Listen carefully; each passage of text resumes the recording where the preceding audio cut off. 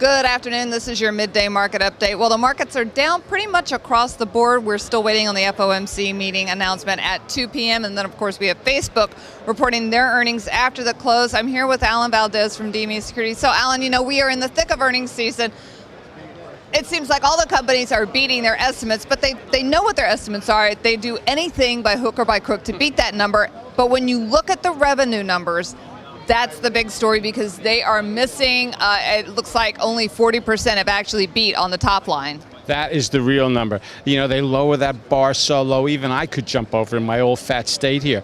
But it's the revenues that mean everything. And you're right, they're missing pretty big this time around. And that has us worried, because if you look at the GDP number last week, 90% of that GDP was consumer spending. So if the consumers stop spending, what's going to happen to these revenue numbers in most of these companies? Could get pretty bleak.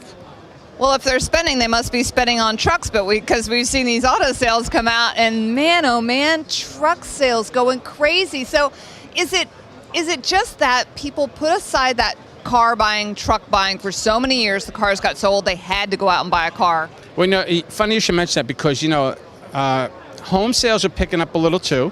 And you're right, auto sales, in particular those truck sales, are picking up. And that's what we were thinking this morning, that maybe they put it off for 5 years, because cars now last so long. They don't rust, they just last, and they go and they go, that maybe that's it. Maybe they've reached their point where they have 200,000 miles on them and they're starting to turn them in. So it's interesting, but you're right. Let's see if that continues next year, because they may do all this buying this year, and we'll see what happens next year. Well, and it also may be that the consumers only have so much money out of that paycheck to spend, and if they're going to spend it, they're spending it on getting that home, getting that car, but maybe not all the impulse buying items. Right, and I know I'm going to be curious to see what Walmart has to say, because 150 million Americans a week shop in Walmart. To us, that's a better consumer index than the consumer confidence number, because you get a real feel of what's going on with the consumer. So we'll wait till those numbers come out. I think next week will be interesting.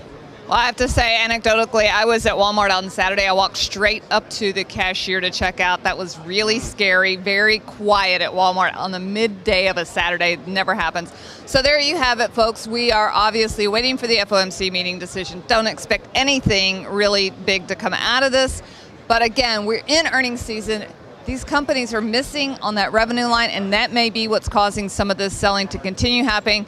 And it may also be that we're selling in May and going away. That's Alan Valdes from DME, and I'm Deborah Borchardt with The Street.